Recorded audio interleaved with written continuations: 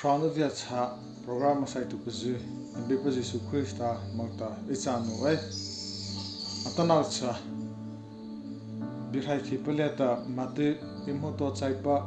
Stiphana Thati tota atamala de mikhizo mangahe peleta nge patu puzita ni pego opa amal pauta ni puzu achuna pa emneo pa chasala po sots pova thaba pathai pa bona akolana tawgata emkhizo daihti mangahe pa he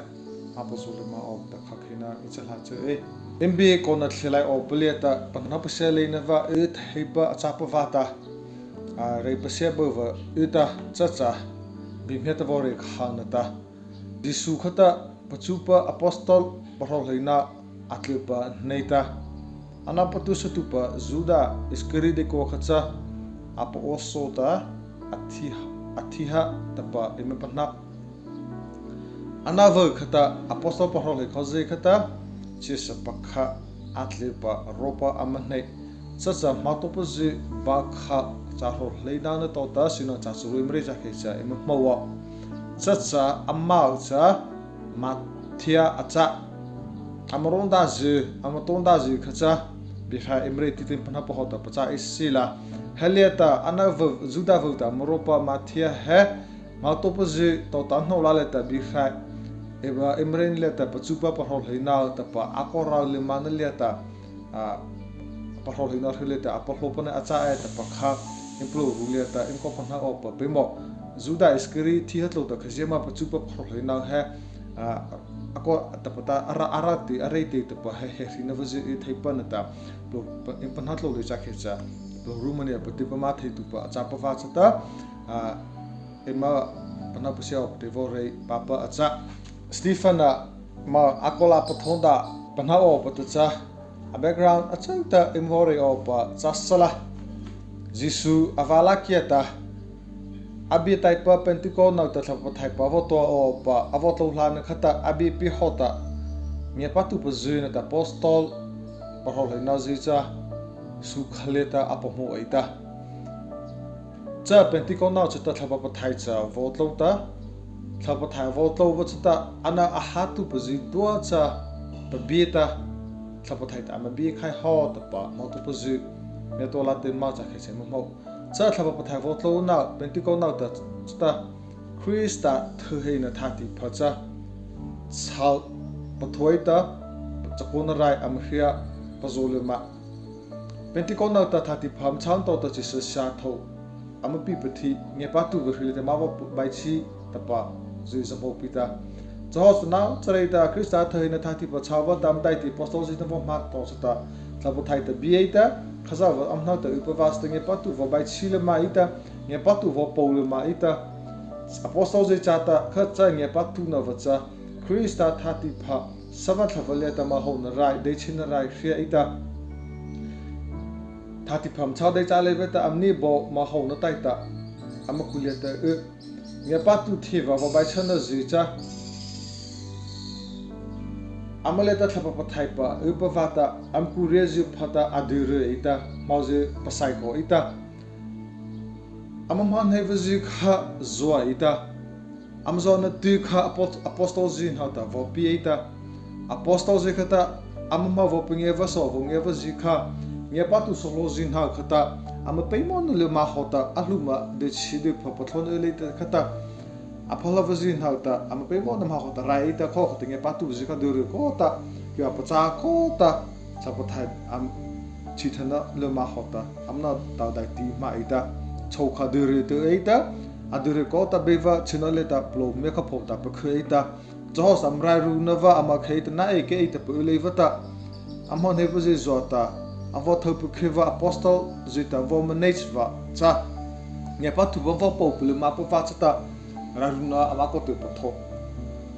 Sararuna mako tu patho vacha khitamacha. Bauchuruna tota ibzmo patho. Bauchuruna va chakhana tota vore tuao. Sa nazi ta pachupa sahlo amapo hainana chata. Na sare amamaurai paliana chata. Amano mheje amapachatu lepavata krika zuzi cha hebraizi chota papho ita. Kho. Vohlu ita. Apostozy ta so amrai va kyle khata no mai pazi hlapa pachale pa hota la na va khav pa thoha chahava ampa pa phonga ta apostozy khitama mato khitama pa thap ji na va ta mamala ibzore bzi to ba na liata parho leina ji kho leta parho leina ta le ta mathia juda volta morov kha loha parho leina ji chata pachupa zopi ji cha oita khaza pabi cha basai pata tla khaiji liata ima chako khetala phove chatana chata unosai u namashri liata thappa na ta saunata bipa namashri liata thappa na ta saunata abipa chisama mau phapa sai ta pasri atlute u amal chahe mauze apachatu pachana heta imato o abevata sauna pilu ma hawhta zopi pa mo ita zopi zin hau chata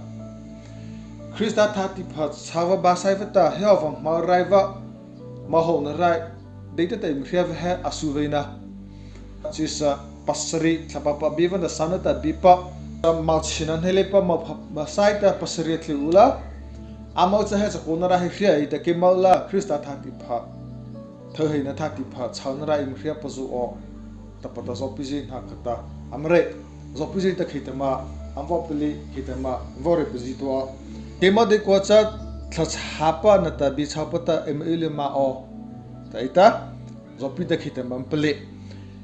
cha bi je chata zopi ji duwa cha ple sata chata na chata Stiphana nyapana nata thapa pa thaipata abipa nata phili nata procora nata Nikano nata Timona nata Parmena Nicola Zuzi Palhupa Antioka Kipa Sotatle ita Pachupa Sohlozi Bipi Pahota Macha Pasari Stiphana Sota Amatle Achizicha Apostolzi Mekuleta Padosa ita Amachita Tlachaita Amacholeta Amakupani ita Uzicha Apostolzi Botu Opa Chisa pasrika zopita atlu eita posozita amapi am ordain tapa immo heleta macha imra bir heleta cha macha tapata ragta izicha deacons tacha theithava botuva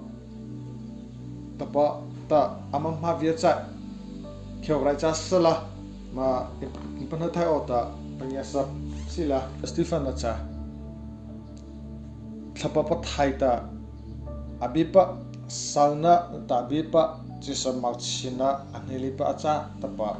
panghapita chasta Stiphana shak birhaita mane acha pacha chadai chale pata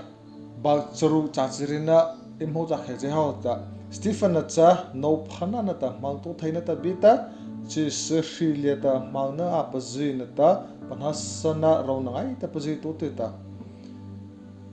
Stiphana cha abeva thapo thaita abipa vachata chisno phapa chata moto thainava khaslava pa thaiva zosita moto thaineta beta chis liata malna apazi ta panhasana rawngai ta pazi to ta pa immo cha isina je vonheita ana padai chwa ta eitu je vo popa thoha Stiphana cha vo eita cha hloneta cha harsala asauna na ta rekhitu pathla cha eithei pe eita Stiphana cha thlapa pathaita bita sauna ta navana ta tabipa cha ta pa mopita cha thlapa pathaita biva cha pa cha ta khizo thaina sauna ta voji cha ei map voji cha ta eithei ve eita pa vore ha kho sauna ta navana va ha thlapa pathaiva bona deita ta nei theiva bipa chi pa che ji amnei te ta Stiphana hawhta ta mo Stiphana cha am ei panni lai patawna ta patuno pata pana tu pakhei paje atowaita thet patuwaita thithai be chai palata ji amachi hele ta Stiphana hawhta ta achuo pa kha ko wacha nge patu cha ta pimo ko wacha baksrina kha emzrei pa Hmotaopazy baksrina emzrei pa ta cha khecha Stiphana ta khazau bi apanghazi immowa nge patu puzuita imama pa opa bimo ko chapa pathaita bina chapa cho sana ta navana ta tabi pita chana cha cho aza cha thleithei becai pa ta bi herita thleithei becai pa mekule chotare phakot zrai bacha abraha khaza bata ona to ta zrai le mata hela zuzita jesu ama pachatu opo votu ta apantha thale pita makhale pa vata khai pai ta ma thiepa thati taita asre pa po thai khai bi khai pa kai ta ve tatlu ta khaza bi panava acha thleithei becai che chota ei no pa dei no va amle na to ta panha le re e isina va chata patu da thisengi o kha amakha nama patla tu pazita hak sa pazi liata khema ama pasi pasole pa jesa sepa avio pa ke chachli tu pa je kha thieta sa patu sa tu pa na ta thi tu pazi nama atama nama chama ta ripa valu cha pazi bi pachwa pa kha hmotaopazy azit lo le pasai u tata ai longa e khasa bi apana pusia tu vata tama alei tu puje ka panau pasieta bita ko ta ai longa la he sipong ba puli cha bi je cha ma thaina ta ama pathi ngai ta Stiphana chawle cha ta ma hat chre ta khaza bi apana vazrai le mata bram thati to ta Jesus Christa patusa tu ba thitu wa ma chana bi je so zrai le mata am hi ha ta pathi ya ta ma ha ta ta chare pa cha ba sipong to ba pongol ta chahra sala anak cha thapa pa thai pa ta abi pa cha ta avala kha chamak ta khaza parau na zina ta khaza pa cha chala ta jisu ado pa mokta ha pe ko khaza pa thapa thai ta bi ta bi me se pare ta bi me se pa hawhta ana le tu puje e nga ta tapali nga ta ama Pathian na tlo khaita liata chichinanta runa thina cha meleta eta pacho panal thak thaba pathai pa abi pa che sachata khitama chaw zo piji cha meleta runa ta chichina ta pacharu no cha khitama amia che ivore kho charsala anacha thaba pathai pa bi pachata avala kha chama ta chichinara runda pacharo na pa meleta chissa chichi bujin na chota avala kha chama akhuve khizo saive chisarava saive avala sai de zakapong mo Jesus Christa anak chata thipa pota chalata adwa pacha hawhta rona kona hele de machuo ve kha go bacha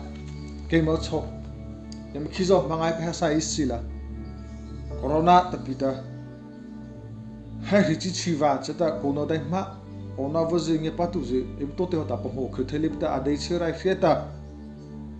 apa khida khaza rei thai da ti ma the khulei pita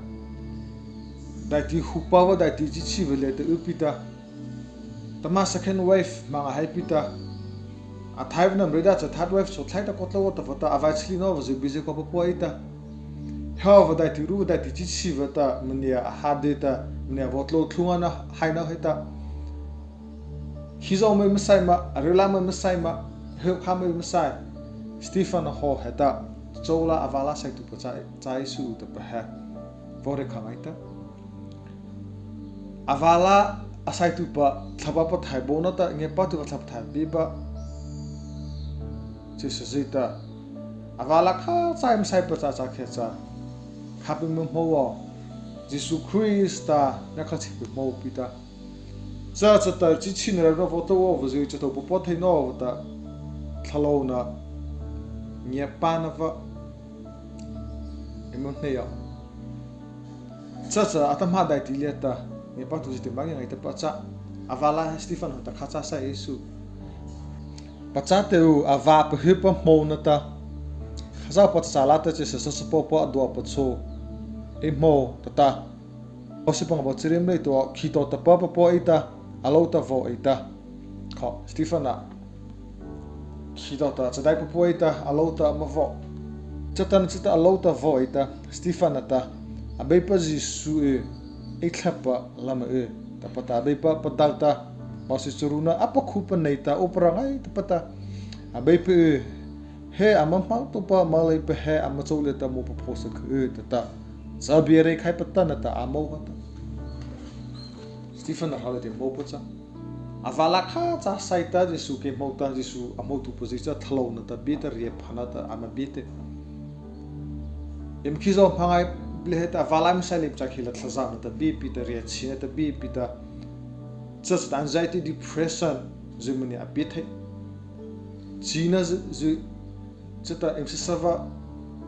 thapa cha thita thapa lo le thita he ri chi china va minute lo thupa china va thlazana ta upa pi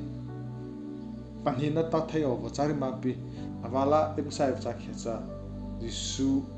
Hmotaopazy le ta Tharau na uva re phana uva ke pachana thinlung cha nei pita hawhta liata aphalavazy makhinava so avala sai tubuzy to tapo ke pachana chata imra po thayo Stiphana halote machupa of the khanai ta pacha emkhizo ma para ru chi chin rile heta avala kha cha sai su to pa ha cha be to be na be mo se amen thlachana pa heto isila he be pa emapo kumne changai te tu pa emkhizo manga hai pa phalevian la ta ngaihlu mata Kristi sibe hata mania bua venga pata alata imadaiti mangai pa hat lozana chi china nata thina acha thevata mania atlo thu ma Stiphana halote machu va khata hana thitu buzi nauta imadaiti ruba mangai plia ta hauzi opa mania pitla sala ta pahem khangai ta mania bom Stiphana hota vala saita Yesu Christa Hmotaopazy ta Tharau na ria phana nei tu cha theino ta sai op ta avala saita Yesu Christa Hmotaopazy ta thab ma jem ne pa vala Yesu Christa Hmotaopazy le ta Tharau na ria phana va uva ke pachana tino polo popo ta raru de hria ta hmuhnawm im sita noze im chi he vizi na ta ke pachana va ma hawhta thawa sota hawhta aphalavazy na ta bona api po thaitua ama khaitu buze cha chu hawhta matla pa thai pachta mane parhala mane bola emda ti pangai pele ahe pele heta